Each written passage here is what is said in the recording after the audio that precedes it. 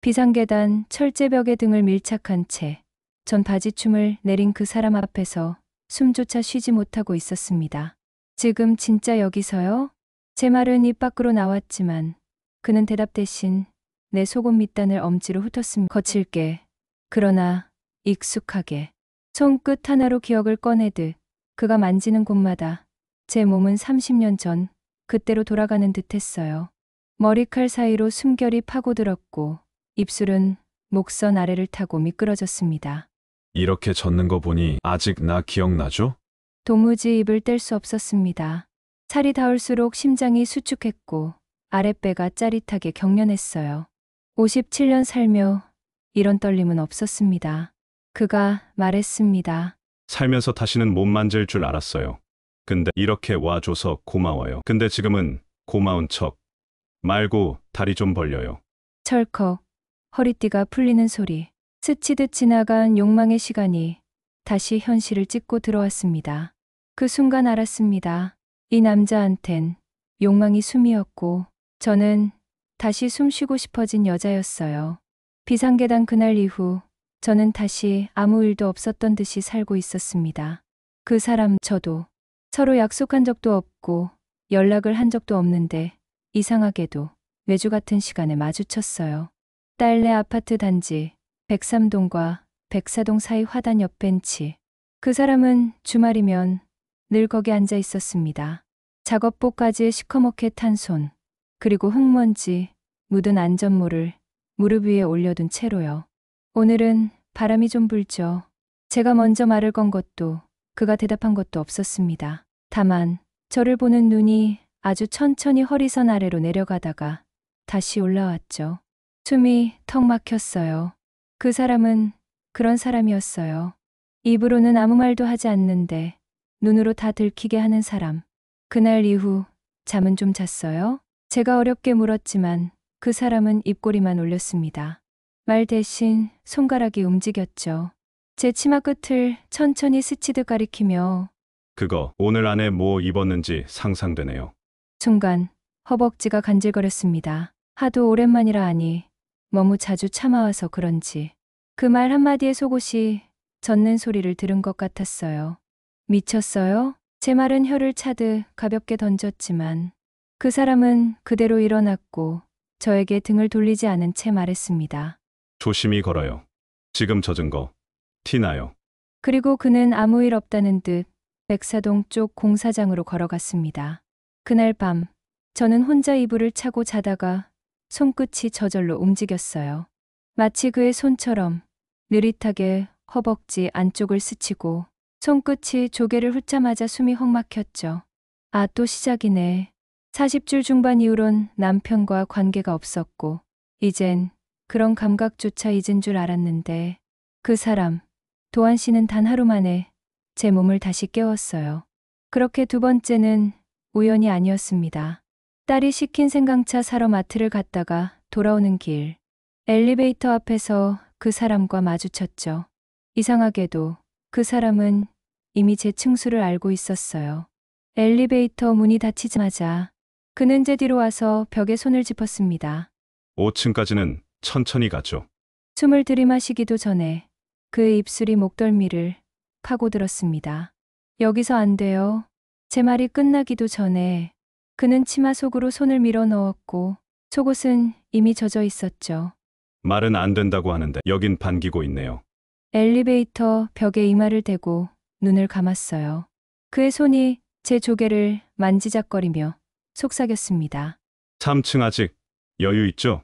숨이 끊어질 것 같았고 무릎이 풀릴 것 같았지만 그 순간 벚꽃 냄새와 땀 냄새가 뒤섞인 그의 몸에서 이상하게도 따뜻한 기분이 느껴졌습니다. 그 사람은 제가 젖는 걸 기뻐하지 않았어요. 그저 확인하려고 매번 꼭 만지더군요. 아직 나 좋아해요? 대신 여기 이렇게 되는 거 보면 아직 나 원하죠? 그게 그의 사랑 표현이었어요. 도착음이 울리고 문이 열렸을 때 그는 아무 일 없다는 듯 제 앞을 먼저 걸어 나갔습니다. 그리고 마지막으로 돌아보며 말했어요. 다음엔 침대에서 해요. 무릎 아프겠어. 엄마, 오늘 시댁 같이 가기로 했던 거 잊지 않았죠? 딸아이의 말에 정신이 번쩍 들었습니다. 거실에 앉아 있다가 그 사람과의 기억이 다시 떠올라 눈을 질끈 감고 있었거든요. 아차, 또 이러네. 요즘 부쩍 시간만 나면 생각이 도한 씨에게로 흘러갑니다. 이건 분명 좋지 않은 징조입니다. 응, 알았어. 입고 나갈게. 그날따라 치마를 꺼내려다 멈칫했어요. 며칠 전 그가 속삭였던 말이 떠올랐거든요. 그거 붓네. 속 다 보이겠어. 그 말에 가슴이 묘하게 저릿했죠. 옷장을 닫고 다른 바지를 꺼냈습니다.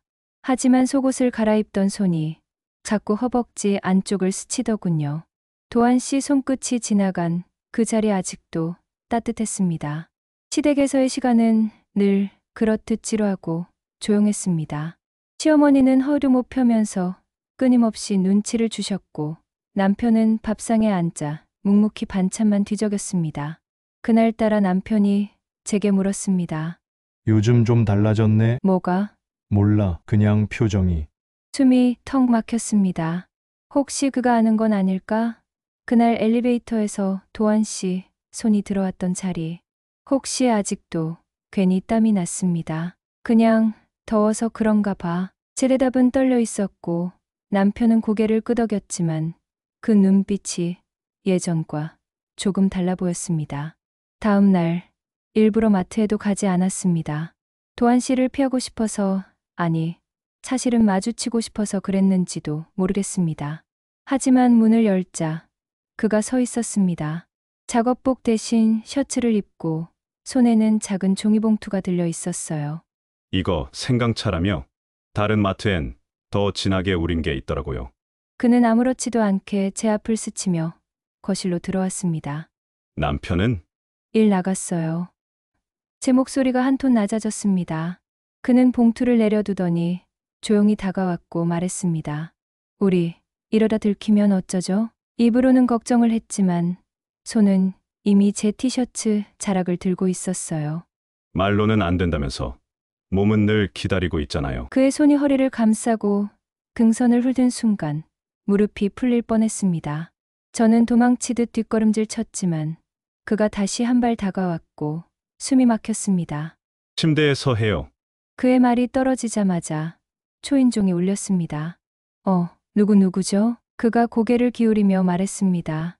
신경 쓰지 마요. 광고 지을 거예요. 그리고 입술이 제 목덜미를 훑고 손이 치맛자락을 걷어올렸습니다. 저는 반사적으로 뒤로 물러섰지만 그가 제 엉덩이를 식탁 끝으로 밀었습니다. 오늘은 안에서 하고 싶어요. 그 말과 동시에 그의 것이 제 안으로 깊게 들어왔습니다. 하하, 도한 씨 안 돼요. 작은 비명이 목구멍에서 새어나왔고 그는 식탁이 삐걱대든 말든 깊숙이 찔러 넣었습니다. 심장이 뛰는 소리가 아니라 살이 부딪히는 물소리만 방 안에 울렸습니다. 그리고 또다시 초인종. 엄마, 나 문 왜 안 열어? 딸아이의 목소리였습니다. 저는 그대로 얼어붙었고 그는 조용히 말했습니다. 움직이지 마요. 안에 내 거 아직 안 빠졌으니까. 그는 끝내 안에서 모든 걸 쏟아냈고 그 체온이 제 안을 타고 내려오는 그 순간 문이 열리는 소리가 들렸습니다. 문 열려 있네. 딸이 아이 손을 잡고 들어왔고 저는 허둥지둥 바지를 추스르며 식탁을 닦는 척 몸을 돌렸습니다. 왜 안 나와요? 엄마? 그냥 잠깐 누워 있었어. 식탁 좀 닦고. 도한 씨는 이미 베란다로 빠져나가 있었고 그의 흔적은 속옷 속에만 남아 있었습니다.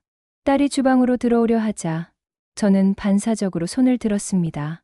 아니야, 거긴 내가 금방 치울게. 밖에서 좀 쉬어. 그날 밤 저는 혼자 속옷을 손빨래하며 생각했습니다. 이제 진짜 끝내야 하는 거 아닐까? 하지만 동시에 다시 느끼고 싶은 감각이 허벅지 안쪽에서 부풀어 오르고 있었습니다. 그날 이후 저는 도한 씨와 일주일간 연락을 끊었습니다. 아니, 일부러 피했어요. 마트에도 안 갔고 딸의 부탁도 회피했죠. 이대로 끝나야 한다고 다시는 이불 밑에서 숨죽이며 떨지 말자고 다짐했습니다. 하지만 이상하게도 가슴이 너무 조용했습니다. 심장이 뛰지 않으니까 살고 있는 느낌이 나지 않았어요. 그러던 중 문제가 터졌습니다. 딸이 어느 날 심각한 표정으로 사진 하나를 내밀었습니다. 스마트폰 화면 속 흐릿한 CCTV 이미지. 그날 식탁 옆 장식장 위에 놓였던 작은 실내용 카메라였습니다. 이거 엄마 집인데 누가 문 안 열고 왔다 갔다 한 적 있어요? 피가 거꾸로 솟았습니다. 사진 속에 분명히 도한 씨였습니다. 셔츠에 모자를 눌러쓰고 있었지만 저는 알 수 있었습니다. 그가 현관에 들어오던 그 장면이 담겨 있었고 시간은 정확히 우리가 식탁에서 멈추지 않았던 그 순간이었습니다. 모르겠는데 아마 전기 점검하러 온 사람 아닐까? 제 말은 갈라졌고 딸은 이상하다는 듯 고개를 갸웃했습니다. 그날 밤 저는 두통에 시달리다 결국 진통제를 입에 넣고 누웠습니다. 침대에 누우면서도 제 몸이 스스로 반응하는 걸 느꼈어요. 혼자였지만 그 사람의 손이 아직 허리에 감긴 듯했고 속옷은 벗지도 않았는데 이미 축축했습니다.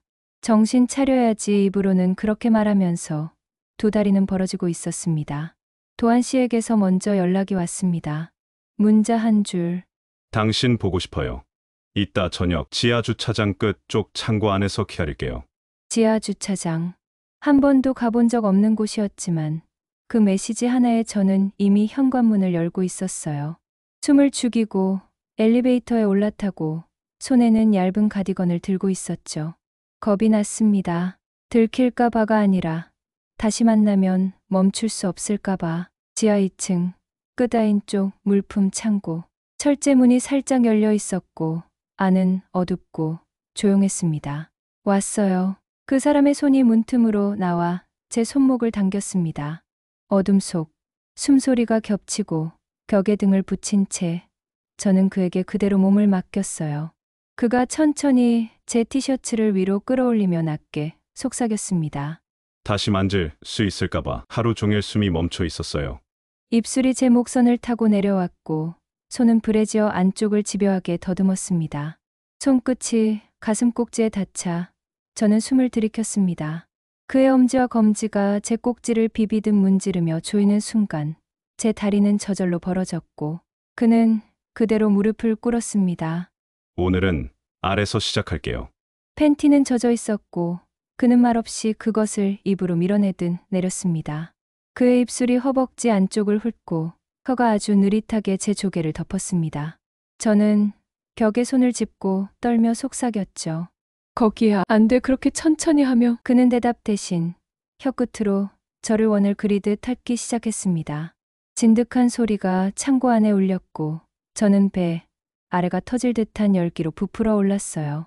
그의 손이 다시 올라와 제 입술을 막았고 저는 고개를 뒤로 젖혔습니다. 지금 당신 걸 넣어줘요. 그 순간 그는 벌어진 제 다리 사이로 몸을 밀어 넣었습니다. 허리를 붙잡고 한 번에 깊이 찔러 넣자 제 입에서 짧은 비명이 터졌습니다. 도한 씨. 그는 제 가슴을 움켜쥐고 허리를 박아 넣을 때마다 내가 이렇게 원하는 거 당신도 알고 있었죠? 라며 제 귓가에 속삭였습니다. 두 다리를 그의 허리에 감았고 몸이 벽과 그의 몸 사이에서 진동하듯 흔들렸습니다. 그의 허벅지가 제 엉덩이를 때릴 때마다 육체가 울렸고 감각은 점점 무너져 내렸습니다. 마지막 순간 그는 허리를 깊게 박은 채 숨을 몰아쉬며 말했습니다. 여기 안에다 다시 당신 거로 남기고 싶어요. 그가 끝까지 밀어넣으며 뜨거운 것이 안으로 퍼질 때 저는 눈을 감고 말했습니다. 이번엔 멈추지 말아요. 끝까지 있어줘요. 그는 그대로 저를 안고 천천히 주저앉았고 제 머리를 품 안에 끌어당겼습니다. 지하 창고, 시멘트 바닥 위. 우리의 체온만이 남아 있었습니다. 그날 밤 저는 그 사람을 품은 채 조용히 울었습니다. 그날 이후로 도한 씨는 며칠간 연락이 없었습니다. 창고에서의 일이 끝인 것처럼 흔적 없이 사라졌습니다. 그의 문자도 전화도 없었고 저는 알면서도 자꾸 핸드폰을 확인했어요. 딸은 요즘 부쩍 저를 빤히 쳐다보는 일이 많았습니다. 엄마, 요즘 어디 자주 나가요? 아니, 왜? 그냥 좀 다른 것 같아서. 딸의 말이 그렇게 무서웠던 적이 없었어요. 다른 사람은 몰라도 딸은 알아챌 수 있을 것 같았거든요. 입에 담지 않아도 여자라서 딸이라서 엄마의 변화된 눈빛과 숨소리를 읽어내는 것 같았어요. 그날 저녁 혼자 이불을 덮고 누웠을 때 문자가 왔습니다. 현관문 앞 와 있어요. 지금 안 보면 다시는 안 볼게요. 심장이 쿵 내려앉았습니다.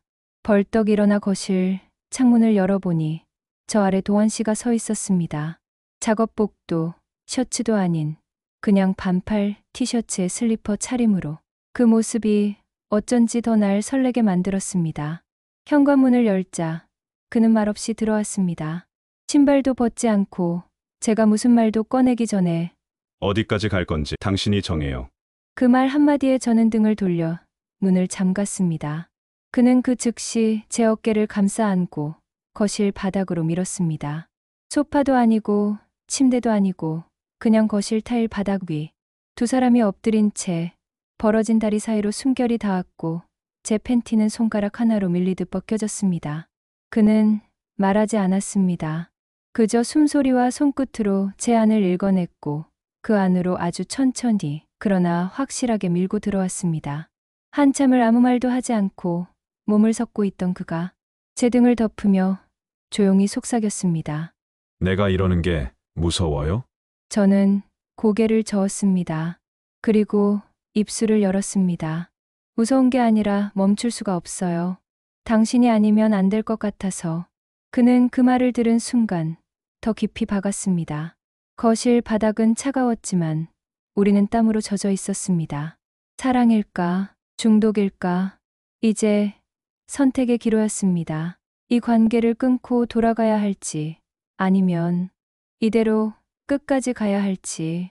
그날 밤 저는 처음으로 그에게 이렇게 말했습니다. 다음엔 남편 있을 때 와요. 내가 진짜 어떤 여자인지 보여줄 테니까. 그날은 남편이 평소보다 일찍 퇴근한 날이었습니다. 현관문이 열리는 소리에 저는 반사적으로 휴대폰을 뒤집었고 부엌에서 저녁 준비를 하던 손이 덜덜 떨렸어요. 냄비 속찌개는 아직 끓지도 않았는데 가슴 속은 이미 끓어오르고 있었습니다. 왜냐면 도한 씨에게 보낸 그 문자가 이미 발신된 상태였으니까요. 오늘 밤 오세요. 남편 있을 때 약속 지킬게요. 남편은 늘 그렇듯 말없이 거실로 향했습니다. 그 사람의 등은 여전히 낯설지 않았지만 이제 제게는 도한 씨의 손끝만이 남아 있었어요. 남편이 리모컨을 들고 TV를 켜려는 순간 현관 쪽에서 띵동 벨이 울렸습니다. 누구지? 남편이 나가보려 하기에 저는 먼저 뛰어가 문을 열었습니다. 그 앞에 도한 씨가 서 있었습니다. 흰 셔츠에 검은 바지, 작업복 대신 단정한 차림으로. 그 눈빛엔 단 하나, 목적만 담겨 있었어요. 손님인가 봐. 잠깐만 앉아 계세요. 남편은 의아한 표정으로 고개를 끄덕였습니다. 도한 씨는 제 눈을 피하지 않았습니다. 오히려 천천히 아주 조용히 제 등 뒤를 따랐습니다. 거실, 남편의 등 너머. 우리는 그를 지나쳐 안방으로 향했습니다. 문이 닫히는 순간 도한 씨는 속삭였습니다. 진짜로 지금 해요? 저는 대답 대신 셔츠 단추를 풀었습니다. 예전엔 몰랐어요. 내가 이렇게까지 미친 여자였는지. 그의 입술이 제 어깨에 닿았고 손이 가슴을 움켜쥐며 저를 침대에 밀었습니다. 소리는 낼 수 없었습니다. 하지만 몸은 거짓말하지 않았어요. 입을 틀어막은 채 저는 도한 씨의 것을 깊이 받아냈고 그의 허벅지가 제 안쪽을 두드릴 때마다 거실 쪽 TV 소리와 겹쳐지는 이 부조화에 저는 오히려 더 흥분했어요. 당신 미쳤어요. 여기가 어딘 줄 알고. 당신이 먼저 불렀잖아요. 나 같은 짐승을. 두 손으로 침대 헤드를 붙잡고 그는 몸을 더 깊이 찔러 넣었고 저는 그를 꼭 끌어안은 채 속삭였습니다. 그 사람 앞에선 아무것도 느낄 수 없어요. 근데 당신 앞에선 내가 살아있는 것 같아요. 마지막 박동과 함께 그는 제 안에 모든 걸 쏟아냈고 그 체온이 퍼지는 그 순간 문 너머 남편이 부릅니다. 여보, 찌개 안 끓여? 저는 웃었습니다. 끓고 있어요. 아주 뜨겁게요. 그날 이후 무언가 변했습니다. 남편이 저를 바라보는 눈빛도, 말투도, 심지어 집 안의 공기마저도요. 여보, 오늘 저녁엔 나랑 술 한잔 할래? 오랜만의 제안이었어요. 그 사람은 원래 술을 마시지 않거든요. 그날은 왠지 모르게 거절할 수가 없었습니다. 우리는 마주 앉아 소주 반 병을 나눠 마셨고 남편은 술 기운을 빌려 물었습니다. 당신 누가 있어? 그 질문 하나에 손에 들었던 잔이 떨렸습니다. 왜 그런 생각을 해요? 느껴져. 몸이 먼저 말하잖아. 그가 술잔을 내려놓으며 말했습니다. 이 집엔 우리 둘 말고 또 누군가의 냄새가 있어. 심장이 내려앉는 줄 알았어요. 저는 얼버무렸습니다. 그런 거 아니야. 그냥 나 좀 이상했나 봐. 남편은 더 이상 묻지 않았습니다. 하지만 다음 날 결정적 사건이 일어났습니다. 현관문을 열자마자 도한 씨가 서 있었습니다. 그 순간 제 뒤에서 남편의 목소리가 들렸습니다. 누구야? 숨이 멎는 줄 알았습니다. 남편은 제 옆으로 다가오며 도한 씨와 마주 섰습니다. 당신 누구지? 도한 씨는 순간 당황한 기색이었지만 금세 태연하게 말했습니다. 생수 배달 나왔습니다. 그 말에 남편은 고개를 끄덕이며 뒤로 물러섰지만 저는 그제야 알았습니다. 이제 이 관계는 더 숨길 수 없다는 거려. 남편이 욕실로 들어간 사이 저는 도한 씨를 끌어당겼습니다. 다신 오지 마요. 이젠 진짜 안 돼요. 하지만 그의 대답은 단호했습니다. 이제 와서 그게 무슨 말이에요?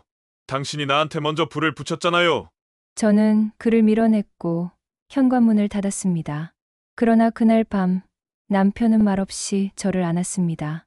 예전과 다른 손길이었고 그 손길엔 분노인지 소유욕인지 모를 감정이 담겨 있었어요. 그리고 그는 귓가에 속삭였습니다. 당신 이제 내 사람이 아니야. 그런데도 놓기 싫다. 그 말에 눈물이 났습니다.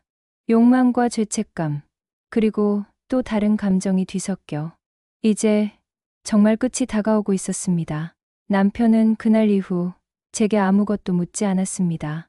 대신 말없이 저를 따라다녔습니다. 마트는 왜 따라와요?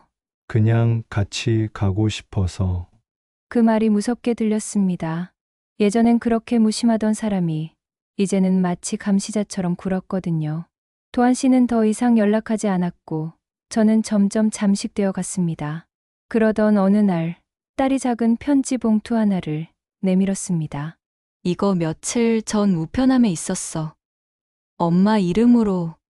편지엔 단 한 문장만 적혀 있었습니다. 내가 봤어요. 당신이 원하는 게 뭔지. 손글씨였고 익명이었습니다. 처음엔 도한 씨일까 의심했지만 아니었습니다. 그 필체는 낯설지 않았습니다. 며칠을 고민하다 저는 남편의 책상 서랍을 열었습니다. 그 안엔 작은 노트북과 함께 숨겨진 USB가 있었습니다. 노트북을 켜자 자동 재생되는 폴더 하나, 그 안엔 우리 집 CCTV 영상이 저장되어 있었습니다. 현관, 거실, 심지어 안방까지. 날짜는 도한 씨가 왔던 그날이었습니다. 남편은 알고 있었습니다. 모든 걸 다 보고 있었던 거였죠. 그가 아무 말 없이 저를 안았던 그 밤도, 생수 배달이라며 문 앞에 서 있던 도한 씨의 얼굴도, 그리고 제가 그를 침대 위에 눕히던 장면까지 다 봤던 겁니다. 저는 노트북을 덮고 소파에 주저앉았습니다. 눈물이 멈추지 않았어요. 사랑도, 욕망도, 죄책감도 그 순간엔 모두 무의미해졌습니다. 그가 이 모든 걸 알고도 왜 아무 말도 하지 않았는지, 왜 그 밤 절 안고서 그렇게 말했는지. 당신 이제 내 사람이 아니야. 그런데도 놓기 싫다. 그 말은 분노가 아니라 용서였던 걸까요? 아니면 그조차도 집착이었을까요? 그 순간 저도 스스로에게 물었습니다. 나는 누구의 여자였던 걸까? 며칠간 저는 거의 아무 말도 하지 않았습니다. 딸은 눈치를 받고 남편은 여전히 말이 없었어요. 도한 씨도 더 이상 제게 연락하지 않았습니다. 그 침묵 속에서 저는 아주 천천히, 그러나 분명하게 정리라는 걸 시작했습니다. 우선 핸드폰에서 도한 씨의 번호를 지웠습니다. 그가 보낸 문자들, 사진, 녹음 파일까지 모두 삭제했습니다. 심장이 찢어지는 기분이었지만 그 감각조차도 받아들이기로 했습니다. 그날 밤 남편에게 말을 걸었습니다. 나, 당신한테 할 말이 있어요. 남편은 말없이 고개를 끄덕였습니다. 다 알았지요. 나랑 그 사람 당신 다 봤잖아요. 그는 고개를 떨군 채 말했습니다. 봤지, 다 봤어. 근데 당신 눈빛이 낯설어서 더 무서웠어. 미안해요. 당신 앞에서 살아있는 여자가 아니라 그냥 아내처럼만 굴어서. 그 말에 남편은 고개를 돌렸습니다. 눈가가 붉게 젖어 있었어요. 당신이 원하는 게 그 사람이 줄 수 있는 게 뭐였는지 난 몰랐어. 침묵. 그 침묵 속에서 우리는 서로를 처음으로 바라보았습니다. 욕망도 용서도 모든 말보다 깊게. 며칠 후 저는 마트에 갔습니다. 익숙한 계산대가 보였고 그 자리에 도한 씨는 없었습니다. 직원에게 물었죠. 그분, 여기 그만두셨어요? 네, 갑자기 정리하시고 떠나셨어요. 그날 밤 저는 남편과 나란히 앉아 소주 한 병을 나눴습니다. 이제 우리 다른 이름으로 살아봐요. 아내도 남편도 말고. 그는 잔을 들며 말했습니다. 좋아. 그럼 뭐라고 불러줄까? 저는 웃었습니다. 나 그냥 여자라고 불러줘요. 이제야 그렇게 살고 싶으니까. 봄이 오고 있었습니다. 햇살이 따뜻했고 동네 벚꽃길은 어느새 연분홍으로 물들어 있었죠. 남편과 저는 그날 오후 마트에서 장을 보고 돌아오는 길이었습니다. 서로 손을 잡지는 않았지만 옆에 있다는 것만으로도 편안했습니다. 길가 벤치에 앉아 잠시 숨을 고르다 문득 누군가의 뒷모습이 눈에 들어왔어요. 짙은 셔츠, 낯익은 걸음걸이. 하지만 저는 더 이상 따라가지 않았습니다. 그는 이제 제 기억 속 한 계절로 남기로 했으니까요. 이따 저녁엔 뭐 해줄까? 남편의 물음에 저는 웃으며 말했습니다. 뭐든 좋아요. 대신 밥보다 대화가 많은 저녁이면 더 좋겠어요. 우리는 천천히 집으로 향했습니다. 그 어떤 자극도 감각도 이기지 못할 평온한 걸음으로. 나는 이제 누군가의 여자이기 전에 스스로를 사랑할 줄 아는 사람이 되고 싶습니다. 그게 이 모든 사랑과 욕망의 끝에서 제가 얻은 단 하나의 진실이니까요.